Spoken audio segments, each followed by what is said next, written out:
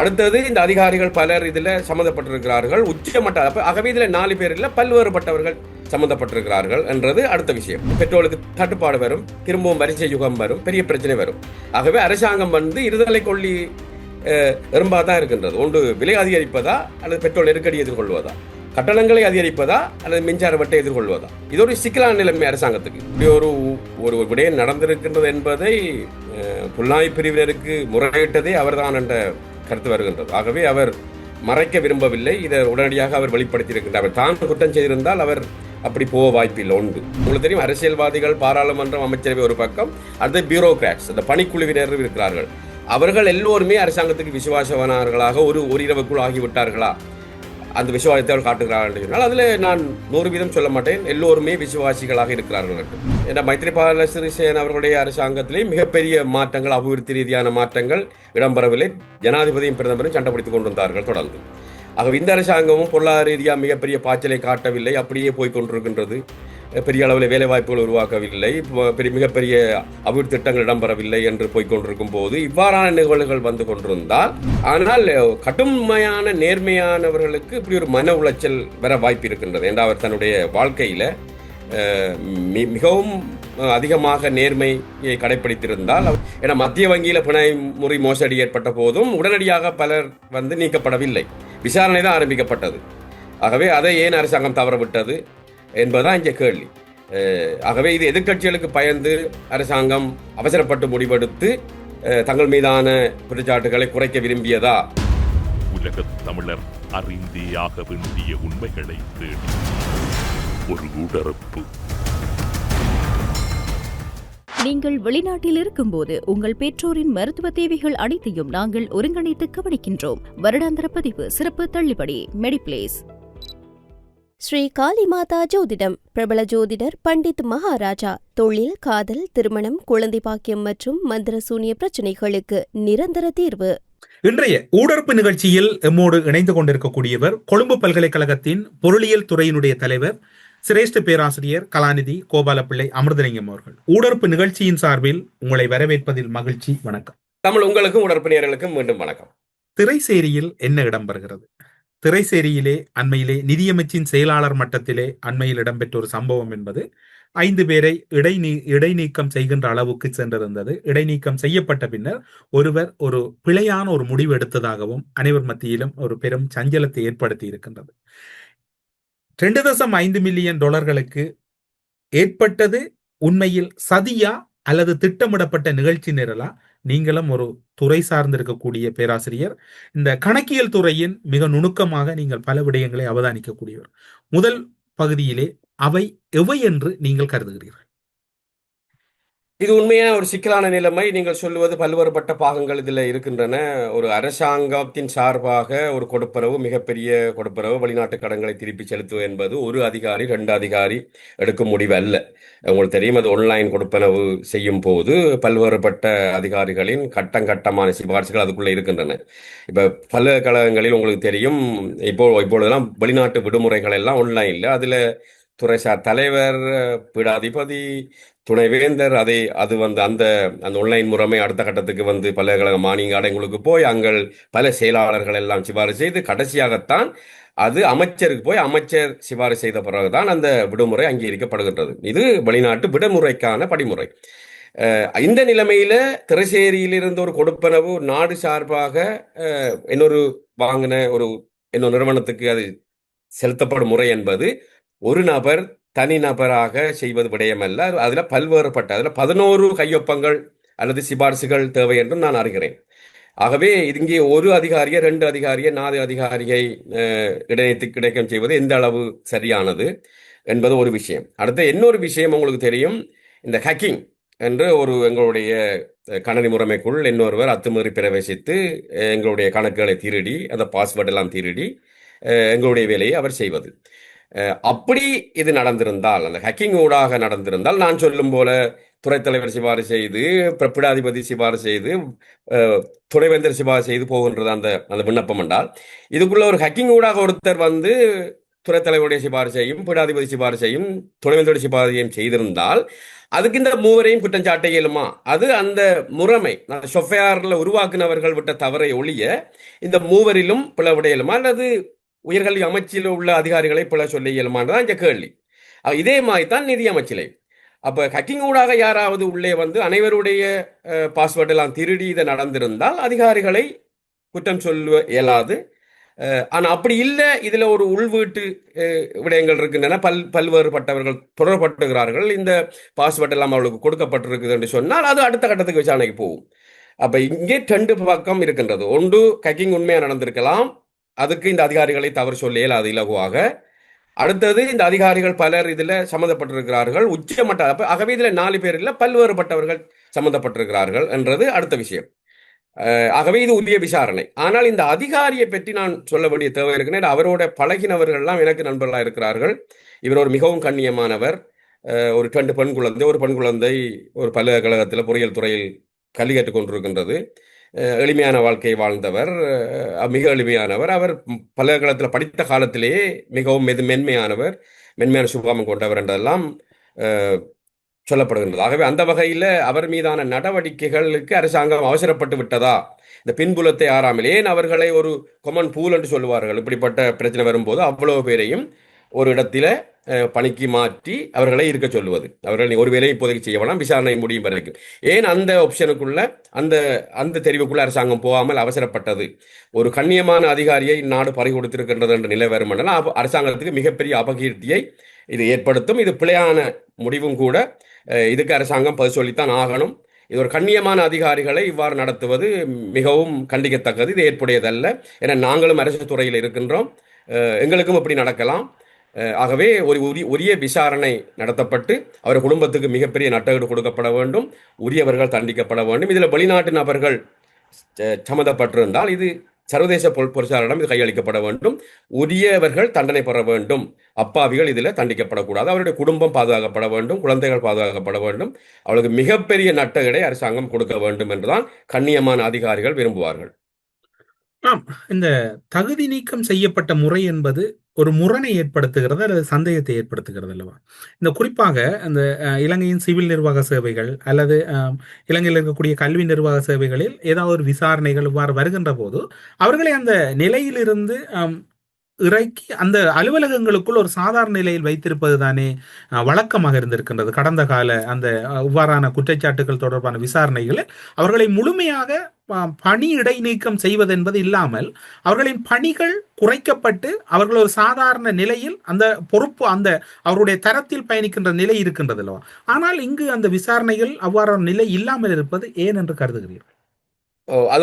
நான் அதான் ஒரு வசனம் உங்களிடம் நான் பயன்படுத்தின, அரசாங்கம் அவசரப்பட்டு விட்டதோ, ஏன்னா தங்கள் மீது குற்றச்சாட்டுகள் எதிர்க்கட்சிகள் வைக்கக்கூடாது, பெரிய பிரச்சனை உருவாகிவிடக் கூடாது என்பதற்காக எதிர்க்கட்சிகளை ஆசுவாசப்படுத்துவதற்கு அரசாங்கம் இந்த நடவடிக்கை எடுத்ததா, அதனாலதான் ஒரு கண்ணியமான அதிகாரிகளை நாடு பறி கொடுத்ததா என்ற கேள்வி உருவாகின்றது. ஏன்னா அவர் கண்ணியமானவர் இருந்தால் அவருக்கு மன உளைச்சலை இது ஏற்படுத்தியிருக்க கூடும். ஆகவே நீங்கள் சொல்வது, நாங்கள் அதை கொமன் பூல் என்று சொல்வோம், ஒரு பொதுவான ஒரு துறைக்கு அவர்கள் வேலை செய்யாமல் அவர் இருப்பார்கள். விசாரணை முடிந்த பிறகு அவர் குற்றம் சாட்டப்பட்டிருந்தால் நடவடிக்கை எடுக்கப்படும், இல்லைன்னா பழையபடி அவர் வேலைக்கு வருவார்கள். ஏன்னா மத்திய வங்கியில் பிணை முறை மோசடி ஏற்பட்ட போதும் உடனடியாக பலர் நீக்கப்படவில்லை, விசாரணை தான் ஆரம்பிக்கப்பட்டது. ஆகவே அதை ஏன் அரசாங்கம் தவறவிட்டது என்பதுதான் இங்கே கேள்வி. ஆகவே இது எதிர்க்கட்சிகளுக்கு பயந்து அரசாங்கம் அவசரப்பட்டு முடிவெடுத்து தங்கள் மீதான குற்றச்சாட்டுகளை குறைக்க விரும்பியதா, அதனால் அந்த முடிவு எடுக்கப்பட்டதா என்பதுதான் இப்ப கேள்வி. இப்போது நீங்கள் குறிப்பிட்டிருந்தீர்கள், அவருடைய சுபாவம் தொடர்பில் குறிப்பிட்டிருந்தீர்கள். உங்களோடு செவ்விக்கு வருவதற்கு முன்னர் நாமும் சில விடயங்கள் தொடர்பில் தேடுகின்ற போது மிகவும் ஒரு சாதாரண மனநிலையோடு பழகக்கூடியவர், மிகவும் எளிமையானவர் என்பதற்கும் அப்பால் தன்னுடைய துறையில் அல்லது தன்னுடைய பணியில் மிக நேர்த்தியாக இருக்க வேண்டும் என்று தொடர்ச்சியாக இருக்கக்கூடிய ஒருவர். தொடர்ந்தில் தான் அவருடைய பயணங்களை கூட அலுவலகத்துக்கு மேற்கொண்டிருக்கின்றார். ஒரு சாதாரணமான வாழ்க்கை வாழ்ந்தவர். அந்த 5 பணியிட நீக்கம் செய்திருக்கின்றார்கள். ஆனால் இவர் மட்டும் ஏன் இவ்வாறான ஒரு முடிவு எடுத்திருக்கின்றார் என்கின்ற சந்தேகம் எழுகின்ற போது அது தொடர்பில் இப்போது மற்றும் பல தகவல்களும் கூறப்படுகிறது. அவருடைய உடலிலே சிறு காயங்கள் இருந்ததாகவும், அதே நேரம் அவருடைய உடலிலே ஏற்பட்ட காயங்கள் தொடர்பில் மரண பரிசோதனை வேண்டும் என்கின்ற ஒரு கோரிக்கை முன்வைக்கப்பட்டிருப்பதாக கூறப்படுகிறது. இது குறித்து நீங்கள் என்ன கருதுகிறீர்கள்? இவருடைய மரணத்தில் ஏற்பட்ட நிலைமைகள் குறித்து. இல்லை, இந்த இந்த இந்த இந்த நிகழ்வை இப்படி ஒரு ஒரு விடயம் நடந்திருக்கின்றது என்பதை புலனாய்வு பிரிவினருக்கு முறையிட்டதே அவர்தான் என்ற கருத்து வருகின்றது. ஆகவே அவர் மறைக்க விரும்பவில்லை. இதை உடனடியாக அவர் வெளிப்படுத்தியிருக்கின்றார். அவர் தான் குற்றம் செய்திருந்தால் அவர் அப்படி போக வாய்ப்பில்லை உண்டு. அடுத்தது அவருடைய வீடும் பெரிய ஒரு மாளிகையில் அவர் இருந்தால் தெரியவில்லை. ஒரு சாதாரண வாழ்க்கை தான் அவர் வாழ்ந்திருக்கின்றார். ஆனால் கடுமையான நேர்மையானவர்களுக்கு இப்படி ஒரு மன உளைச்சல் வர வாய்ப்பு இருக்கின்றது. ஏன்னா அவர் தன்னுடைய வாழ்க்கையில மிகவும் அதிகமாக நேர்மையை கடைபிடித்திருந்தால் அவருடைய உறவினர்கள், நண்பர்கள், ஊரவர்கள் எல்லோரும் அவர் ஏளனமாக பார்ப்பார்கள். அந்த தாக்கத்தை அவர் எதிர்கொள்ள முடியாமல் இந்த முடிவுக்கு வந்திருக்கலாம். ஆகவே மரண விசாரணை சாதாரண கொலைகளுக்கு அல்லது இறப்புகளுக்கு எல்லாம் நடப்பது வழக்கம். ஆகவே இதுல நிச்சயம் மரண விசாரணை இடம்பெறும். அந்த அறிக்கை வழியில வரும். அரசாங்கம் அதில் வெளிப்படைத்தன்மையா இருக்க வேண்டும். அதன் பிறகுதான் தெரியும் இது உண்மையா என்ன நடந்திருக்கின்றது என்று. ஆனால் அந்த விசாரணைகள் ஒருத்தர் இறந்து விட்டால் விசாரணை அடுத்த கட்டத்துக்கு கொண்டு போவது மிகப்பெரிய சிக்கலானதாக ஆகப் போகின்றது. என்றால் எல்லோரும் இவரை குற்றம் சாட்ட வாய்ப்பு இருக்கின்றது. என்றால் இவரை விசாரிக்க முடியாது. ஆனால் இதுல வெளிநாடு அங்க இருக்கிற வெளிநாட்டவர்களும் சில சம்பந்தப்பட்டிருக்கிறார்கள். அந்த கணக்கு தான் இந்த பணம் போயிருக்கின்றது. ஆகவே இது உள்நாடும் வெளிநாடும் சம்பந்தப்பட்ட விசாரணை. அது இலகுவாக இருக்கும் என்றும் சொல்ல இயலாது. ஆகவே சிக்கல் நீடிக்கப் போகின்றது. ஆம், இப்போது இன்னும் ஒரு விடயம் கூறப்படுகிறது. நிதி மோசடி குறித்து நிதியமைச்சின் செயலாளர் 4 மாதங்களாக தகவல்களை மறைத்திருப்பது கடுமையான சந்தேகங்களை ஏற்படுத்தியிருக்கிறது. நிதியமைச்சின் செயலாளராக இருக்கக்கூடியவர் உங்களுக்கு தெரியும், அவர் முன்னர் தேசிய பட்டியலூடாக நாடாளுமன்றம் சென்றிருந்தவர், பிரதி அமைச்சராகவும் இருந்தவர். அவர் இந்த விடயங்களை மறைத்திருப்பதாகவும் கூறப்படுகிறது. அது மட்டுமல்லாது நலிந்த ஜெயதிச அமைச்சரவை பேச்சாளரும் சுகாதார அமைச்சருமாக இருக்கக்கூடியவர், அதே போன்று இன்னும் பலரும் முறையான மரண விசாரணை வேண்டும் என்று கோரியிருப்பதாகவும் கூறப்படுகிறது. இவ்வாறான சந்தேகங்கள் ஏன் 4 மாதங்கள் இந்த பணம் அனுப்பப்பட்டது தொடர்பில் அடுத்த மாதமே அது தொடர்பில் வெளிப்படுத்தாமல் சென்றது? உண்மையிலேயே இது முக்கியமான கேள்வி. ஏனென்று சொன்னால் இப்ப இந்த குறிப்பிட்ட அதிகாரி இதை முறையிட்டார். ஆகவே இது ஒரு உள்ளக ரீதியாக அணுகாமல் ஏன் உடனடியாக இது வெளியே போனது என்ற கோபமும் சிலருக்கு இருக்கக்கூடும். ஆகவே இது அவ்வாறு நீங்க சொல்லுவது உண்மையாக இருந்தால் இது மறைக்கப்பட்டதா என்று சொன்னால் விசாரணை இன்னும் விரிவுபடுத்தப்பட வேண்டிய தேவை இருக்கின்றது. ஏன் மறைக்கப்பட்டது, யார் மறைத்தது என்றால் அரசாங்கம் ஏற்கனவே இக்கட்டான நிலைமையில் இருக்கின்றது. உலகளாவிய ரீதியில் மிகப்பெரிய பிரச்சனை இருக்கின்றது. ஆகவே இது ஒரு மிக மோசமான பாதிப்புகளை அரசாங்கத்துக்கு ஏற்படுத்தக்கூடும் என்ற ரீதியில மறைக்கப்பட்டதா, அல்லது சிலர் காப்பாற்றப்பட அப்படியான நிலைமைக்கு அரசாங்கம் முற்பட்டதா, சிலரை காப்பாற்ற வேண்டிய தேவை. ஆகவே இது சாதாரண விடயம் அல்ல என்ற நாடு பார்த்து கொண்டிருக்கின்றது. மக்கள் நான் அறிந்த வரையில் இவருடைய இறப்பு சம்பந்தமாக பலரும் கடுமையான விசனங்களை ஏற்படுத்தி கொண்டிருக்கிறார்கள். அது பலரை பாதித்திருக்கின்றது, கண்ணியமான அதிகாரிகளை பாதித்திருக்கின்றது. எல்லோரும் பயப்படுகிறார்கள். ஏன்னா இது தங்களுக்கும் இப்படி வரக்கூடும், நேர்மையான அதிகாரிகளுக்கு இப்படி வரக்கூடும் என்பது. ஆகவே இதை உடனடியாக அரசாங்கம் இதை விசாரணை விரைவுபடுத்தி உரியவர்கள் தண்டிக்கப்பட வேண்டும். இப்போது நீங்கள் ஒரு விடயத்தை பார்த்திருப்பீர்கள். உயிர்த்த ஞாயிறு தாக்குதல் விசாரணை தீவிரப்படுத்தப்படுகிறது, ஊழலுக்கு எதிரான விசாரணை தீவிரப்படுத்தப்படுகிறது, மற்றும் பல விசாரணைகள் இலங்கைக்குள் தீவிரமடைகின்றது. மறுபுறம் பார்த்தீர்கள் என்றால் இலங்கையில் முக்கியமான துறைகள் அனைத்தையுமே இலக்கு வைத்து ஏதோ ஒரு மர்மமான செயற்பாடு இடம்பெற்றுக் கொண்டிருக்கின்றது. அது நிலக்கரியாக இருக்கலாம், அல்லது ஹாபர் விடயமாக இருக்கலாம், இப்போது நிதியமைச்சாக இருக்கலாம். ஏதோ ஒரு விடயம் மேலெழுகின்ற போது அதனோடு தொடர்பான அரசுக்குள் இருக்கிற இன்னும் ஒரு விடயம் மேல் எழுகிறது. அப்படியே அரசு அமைச்சுக்களுக்குள் இருக்கக்கூடிய அதிகாரிகள் எதிர்கட்சியை திருப்திப்படுத்தக்கூடிய, எதிர்கட்சி என்று கூறினால் இப்போது SABL அங்க இருக்கக்கூடிய SLPP அல்லது ராஜபக்ச அணியை திருப்திப்படுத்தக்கூடிய வகையில் செயற்படுகிறார்கள், அல்லது அவர்களின் நிகழ்ச்சி நிரலை செயற்படுத்துவதற்கு முயற்சி செய்கிறார்கள். அந்த இடம் தூய்மைப்படுத்தாமல் இருக்கின்றதுதான் இந்த விவகாரம் இப்போது வரைக்கும் நீடிப்பதற்கு காரணம் என்று கருதுகிறீர்கள்? இது பற்றி நாங்கள் முதலும் பேசியிருக்கிறோம். என்றால் NPP அரசாங்கம் இலங்கை சுதந்திர வரலாற்றில் ஆட்சி அமைத்த கட்சி இல்லை. JVPயோ NPPயோ ஆட்சி அமைத்த கட்சி இல்லை. இந்த அதிகாரிகளில் மிக அதிகமானவர்கள் ஒன்று அக்கிசை கட்சியை சார்ந்தவர்களா அல்லது ஸ்ரீலங்கா சுதந்திர கட்சியாக. அது பிற்காலத்தில் அக்கிசை கட்சி சஜித் பிரேமதாசா கொண்டு போய்விட்டார், ஸ்ரீலங்கா சுதந்திர கட்சியை மஹிந்த ராஜபக்ச கொண்டு போய்விட்டார். ஆகவே இந்த அதிகாரிகள் மட்டத்தில் தென்பகுதியில் குறிப்பாக இந்த 2 கட்சியும் தான் ஆதிக்கம் செலுத்தி கொண்டிருந்தது. திடீரென NPP ஆட்சி அமைத்த பிறகு அந்த அதிகாரிகள் எல்லோருமே NPPயை சேர்ந்தவர்களாக ஆகிவிட்டார்களா? இல்லை. ஆனால் அவர்கள் அடுத்த தேர்தலுக்கு முதல் அவர்களுடைய பாரம்பரிய கட்சிகளுக்கு அவர்கள் விசுவாசமாக இருந்தார்கள் என்று சொன்னால் இவ்வாறான நிகழ்வு நடக்கத்தான் போகின்றன. அவ்வளவு பேரையும் இடமாற்றி விட்டு என்பிபிக்கு சார்பானவர்களை கொண்டு வருவது இலகுவானதும் அல்ல. அதை அவர்கள் ஏற்றுக்கொள்ளவும் மாட்டார்கள். என்றால் அவ்வாறு எல்லோரையும் புதிதாக அவர்கள் அடையாளம் கண்டால் அதுவும் சிக்கலை ஏற்படுத்தும். ஆனால் இதில் எந்த கட்சியும் சாராதவர்களும் இருக்கிறார்கள். ஆகவே இது இந்த குறிப்பிட்ட காலத்துக்குள்ளே செய்யக்கூடிய விடயம் அல்ல. 18 மாதங்கள் கடந்து போய்விட்டன. ஆகவே நீங்கள் சொல்லும் அந்த விடயத்தை நாங்கள் மீண்டும் தொட்டால் அந்த 2 கட்சிகளுக்கும் விசுவாசமானவர்கள் இந்த அரசாங்கத்துக்கு விசுவாசம் இல்லாவிட்டால் பல்வேறுபட்ட பிரச்சனைகள் உருவாக்கப்படும். உங்களுக்கு தெரியும், அரசியல்வாதிகள், பாராளுமன்றம், அமைச்சரவை ஒரு பக்கம், அடுத்த பியூரோகிராட்ஸ், அந்த பணிக்குழுவினர் இருக்கிறார்கள்.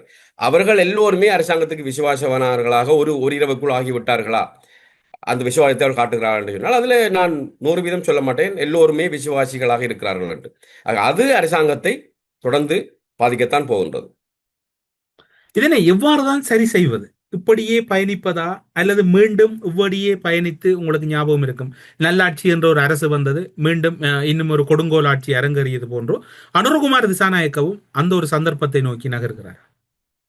உங்களுக்கு தெரியும், நல்லாட்சி அரசாங்கம் ஒரு தேவையின் அடிப்படையில் தான் வந்தது. மஹிந்த ராஜபக்சே தன்னுடைய பதவி காலத்தை 2 காலகட்டத்துக்கு அப்பால் கொண்டு போனார்.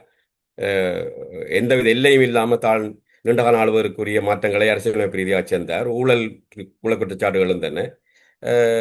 ஆனால் மக்கள் தங்களுக்கு ஒரு மாற்றம் வேணும் என்று சொல்லித்தான் மைத்ரிபால சிறிசேன அவர்களை ஜனாதிபதி ஆக்கினார்கள். அது வரலாற்றில் நடக்காதது. ஆனால் ஜனாதிபதிக்கும் பிரதமருக்கும் அவர்கள் ஒன்றா சேர்ந்து இயங்க முடியவில்லை. அவர்களுக்கு இடையில சண்டை வந்தது. அந்த இடத்துல தான் அந்த ஈஸ்டர் சண்டே தாக்குதல் இடம்பெற்றது.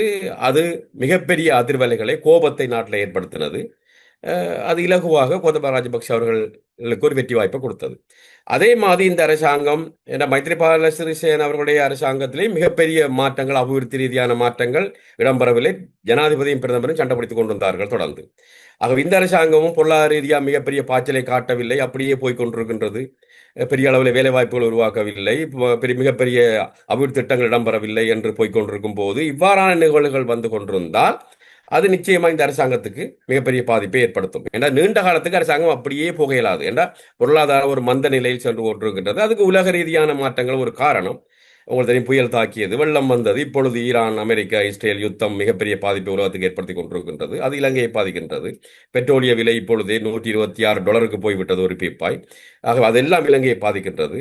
ஆக இந்த இடத்துல இப்படியான நிகழ்வுகள் மீண்டும் மீண்டும் இடம்பெறுமா இருந்தால் அது நிச்சயமா இந்த அரசாங்கத்துக்கு மிகப்பெரிய பாதிப்பை அடுத்த தேர்தலில் ஏற்படுத்தும். இப்போது நீங்கள் குறிப்பிட்டிருந்தீர்கள், பொருளாதாரம் தொடர்பான முக்கியமான விடயத்தை குறிப்பிட்டிருந்தீர்கள். அவைதான் அடுத்த வினாவாக இருக்கின்றது. பொருளாதார தேக்கம் என்று கூறப்படுகிறது. அபிவிருத்தி என்பது மந்தம் அல்லது ஒரு ஸ்திரத்தன்மை இல்லாத அபிவிருத்தி என்று கூறப்படுகிறது. அது மட்டுமல்லாது ஊரக வளர்ச்சிகள் அல்லது மாவட்ட வளர்ச்சி என்பது கூட மந்தமாக இருப்பதாக கூறப்படுகிறது. அனைத்தும் கூறப்படுகிறது. நீங்கள் இப்போது மைத்ரிபால சிறிசேனவை நோக்கி விரல் நீட்டினீர்கள். நான் இப்போது இருக்கக்கூடிய ஆட்சியாளர்களிடம் இந்த விடயங்கள் விரல் நீட்டப்படுகின்றன அல்லது அவர்கள் மீது ஒரு விமர்சனமாக முன்வைக்கப்படுவதனால் கேட்கின்றேன். இவையெல்லாம் கூறப்படுகிறது, அவையெல்லாம் இடம்பெறுகிறதா அல்லது அவையெல்லாம் கூறுவது போன்றுதான் இருக்கின்றதா? இங்கே ஒரு முக்கியமான விடயம், அரசாங்கம் தன்னுடைய செலவு கட்டமைப்பை எவ்வாறு செய்கின்றது.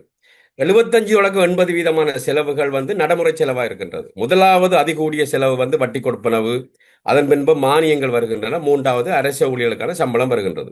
75-80% போய்விடுகின்றது. ஆகவே மூலதன செலவு, பெரிய அபிவிருத்தி திட்டங்களுக்கான செலவு கிட்டத்தட்ட 20% இருக்கின்றது.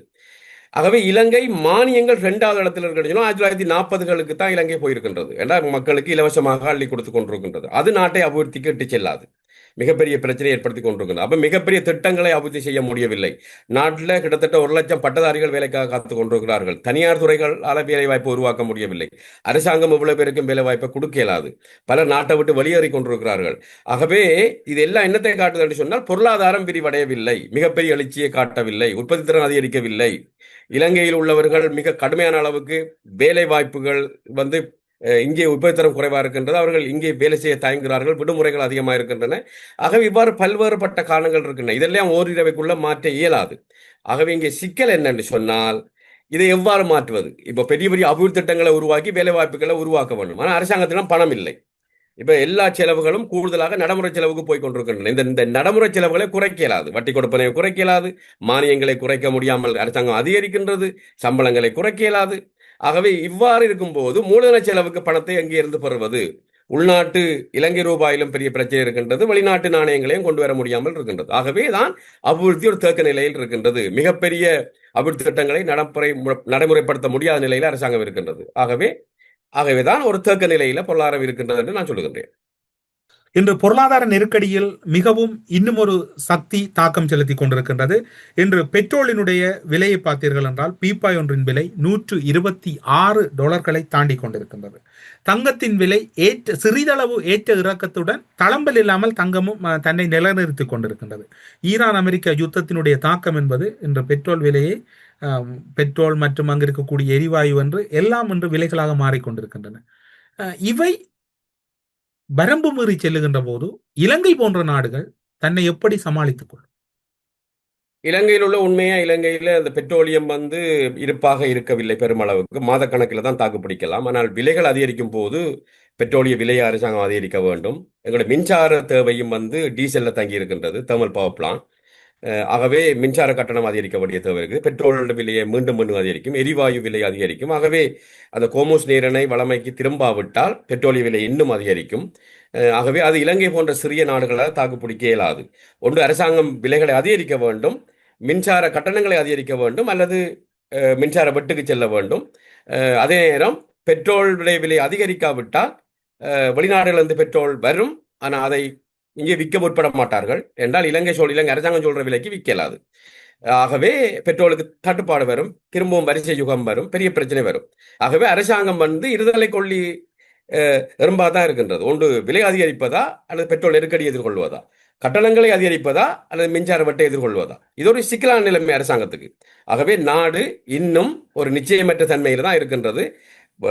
மத்திய கிழக்கில் என்ன நடக்குதோ அதுதான் இலங்கையில பெட்ரோல் மின்சாரத்தை தீர்மானிக்க போகின்றது. ஆக மத்திய கிழக்கு நிலைமை வளமைக்கு வராவிட்டால் இலங்கைக்கு மீண்டும் அதிர்ச்சிகள் காத்திருக்கின்றன. அதிர்ச்சிகள் காத்திருக்கிறது என்றால் அது இலங்கையில் இப்போது இருக்கக்கூடிய ஆட்சிக்கு எதிரான மனநிலையை ஏற்படுத்திவிடும். ஆனால் அந்த நெருக்கடிக்கு மக்கள் நான் நினைக்கவில்லை அரசாங்கத்து மீது குறை சொல்வார்கள் என்றால் அது ஒரு வெளியங்க அதிர்ச்சி. அது எந்த ஆட்சி வந்தாலும் அந்த அதிர்ச்சி தொடங்கும். ஆனால் நாங்கள் முதலில் பேசின மாதிரி இங்கே ஊழல் பிரச்சனைகள், அவ்வாறான ஆட்சி செயல்முறையில் குற்றச்சாட்டுகள் வந்தால்தான் மக்கள் அரசாங்கத்தின் மீது கோபம் கொள்ளலாம். எதிர்கட்சியினர் அதனைத்தானே திருப்பிக் கொண்டிருக்கிறார்கள். ஆட்சியில் ஊழல் இடம்பெறுகிறது, நிலக்கரி ஊழல், கண்டெய்னர் ஊழல், இப்போது நிதியமைச்சில் ஊழல் இடம்பெற்றிருக்கின்றது, எல்லா துறைகளிலும் ஊழல் இடம்பெற்றிருக்கிறது. இந்த அரசை அகற்ற வேண்டும் என்று சஜித் பிரேமதாச கூச்சலிடுகின்றார், மறுபுறம் நாமல் ராஜபக்ச கூச்சலிடுகிறார். ஒட்டுமொத்தத்தில் எதிர்கட்சியில் இருக்கக்கூடிய அத்தனை பேரும் அரசாங்கம் ஒபிஷியலாக ஊழலை செய்கிறது என்று கூறுகிறார். அதை மக்கள் ஏற்றுக்கொள்வார்கள் என்று சொன்னால் நிச்சயமாக மக்கள் தான் இதை தீர்மானிக்க போறார் என்று சொன்னால் நான் சொல்லுவேன், நேர்மையானவர்கள் இந்த அரசாங்கத்தை ஊழலுக்காக குற்றம் சாட்டுவது ஏற்றுக்கொள்ளக்கூடியது. ஊழல் இடம்பெற்றால் அதை நேர்மையானவர்கள். ஆனால் கடந்த காலங்களில் ஊழலில் மிக பெருச்சாளிகளாக இருந்தவர்கள், ஊழலில் வெளிப்படையாக ஈடுபட்டவர்கள், பில்லியன் கணக்கான பணத்தை தின்றவர்கள் எல்லாம் அந்த அரசாங்கத்தை ஊழல் என்று குற்றம் சாட்டினால் அதை மக்கள் நம்புவார்களா எனக்கு தெரியவில்லை. ஆனால் நேர்மையானவர்கள் அதை குற்றம் சாட்டினால் மக்கள் ஏற்றுக்கொண்டால் நிச்சயமாக அரசாங்கத்துக்கு அது அரசியல் ரீதியாக பாதிப்பை ஏற்படுத்தும். ஆனால் வெளிநாட்டு அதிர்ச்சி, ஈரான் அமெரிக்க இஸ்ரேல் யுத்தத்துக்கு நான் நினைக்கவில்லை எந்த அரசாங்கத்தையும், உலகத்தில் உள்ள எந்த அரசாங்கத்தையும் குற்றம் சாட்டுவது பொருத்தமானதல்ல என அது வெளியே அதிர்ச்சி. ஆனால் உள்ளக நிலைமைகளுக்கு இந்த அரசாங்கம் மீது எழும் குற்றச்சாட்டுகள் எதிர்க்கட்சிகள் சொல்லுவதை மக்கள் நம்பினால், அரசாங்கத்தின் மீது கோபம் கொண்டால் நிச்சயமாக தேர்தலில் அரசாங்கத்துக்கு அது பாதிப்பு ஏற்படுத்தும். இப்போது நீங்கள் கூறுகின்ற அடிப்படையில் பார்க்கின்ற போது முன்னரும் கூறியிருக்கின்றீர்கள், இந்த அரசாங்கத்தின் விசாரணைகளின் மெத்தன போக்கு அல்லது தாமதம் அல்லது அரசாங்கத்தினுடைய நெகிழ்வுத்தன்மை தான் நீங்கள் கூறிய பெருச்சாளிகள் அல்லது ஊழல்வாதிகள் எல்லாம் தங்களை நியாயவாதிகள் போன்றோ இப்போது கூச்சலிடுவதற்கு காரணமாக இருக்குமோ? இப்போது பிமல் வீரவன்சவாக இருக்கலாம், அல்லது சரத் வீரசேகரவாக இருக்கலாம், அல்லது உதய கம்பன்பிலவாக இருக்கலாம், அல்லது பாட்டாளி சம்பிக்க ரணவக்காக இருக்கலாம். ஒட்டுமொத்தத்திலே நீங்கள் பார்த்தீர்கள் என்றால் ஒரு வருடம் வரைக்கும் இவர்கள் எல்லாம் தலைமறைவு வனவாசம் சென்றிருந்தார்கள். இப்போது மீண்டும் அனைவரும் களத்துக்கு வந்து விட்டார்கள். இவர்கள் அந்த நாடு சீராக செல்வது இவர்களால் பொறுக்க முடியாது. அது உண்மைதான். அரசாங்கம் இப்பொழுது 18 மாதம் போய்விட்டது. ஆனால் அரசாங்கம் சில கடுமையான நடவடிக்கைகளை எடுப்பதில் தாமதம் காட்டியதை அவர்கள் பயன்படுத்திக் கொள்கிறார்கள். இன்னும் தாமதம் ஏற்படுமா இருந்தால் இந்த ஊழல் பெருச்சாளிகள் எல்லாம் திரும்பவும் வீதிக்கு வருவார்கள், தங்களை நல்லவர்களாக காட்டிக் கொள்வார்கள் என்பது உண்மைதான். அரசாங்கம் ஏன் சில விடயங்கள்ல மிகப்பெரிய தாமதத்தை காட்டுகின்றது, ஏன் மிகப்பெரிய மாற்றங்களை கொண்டு வர தயங்குகின்றது, ஏன் எல்லாம் என்று அவர்களுக்கு 3/2 பெரும்பான்மை இலகுவாக இருக்கின்றது, ஏன் மிகப்பெரிய மாற்றங்களை இன்னும் செய்யவில்லை என்பது ஒரு நியாயமான கோரிக்கை தான். ஆனால் அதற்காக இந்த ஊழல் பெருச்சாளிகளை மக்கள் ஆதரிப்பார்கள், அவர்களை நம்புவார்கள் என்றும் இல்லை. ஆனால் அரசாங்கத்தின் மீது ஒரு விசனம் இருக்கின்றது. ஏன் அரசாங்கம் தாமதிக்கின்றது என்ற ஒரு குற்றச்சாட்டு உண்மையிலே இருக்கிறது என்பதை நான் ஏற்றுக்கொள்கிறேன். ஊடறுப்பு நிகழ்ச்சியில் இணைந்து கொண்டு பல்வேறுபட்ட தகவல்கள், உலக விவகாரங்கள், இலங்கையின் உள்ளக நிலைமைகள், இலங்கையில் இருக்கக்கூடிய பொருளாதார சீர்திருத்தங்கள், அரசினுடைய நிலைப்பாடுகள், அரசு மீது இருக்கக்கூடிய மக்களின் அதிருப்தி உண்மையானதா அல்லது மக்கள் எப்படியான வகையில் எதிர்காலத்தில் தங்களை வெளிப்படுத்தப் போகிறார்கள் என்று மிக முக்கியமான கருத்துக்களை பகிர்ந்து கொண்டமைக்காக சிறப்பு நன்றிகளோடு உணர்ந்து விடைபெற்றுக் கொள்கிறோம். நன்றி, வணக்கம். உங்களுக்கும் உடற்பு நேயர்களுக்கும் மீண்டும் வணக்கமும் நன்றியும். ஸ்ரீ காளிமாதா ஜோதிடம் பிரபல ஜோதிடர் பண்டித் மகாராஜா. தொழில், காதல், திருமணம், குழந்தை பாக்கியம் மற்றும் மந்திர சூனிய பிரச்சினைகளுக்கு நிரந்தர தீர்வு. திரை மறைவில் நடக்கும் ரகசிய பீரங்கள். உலகத் தமிழர் அறிந்தே ஆக வேண்டிய உண்மைகளை தேடி ஒரு உடறுப்பு.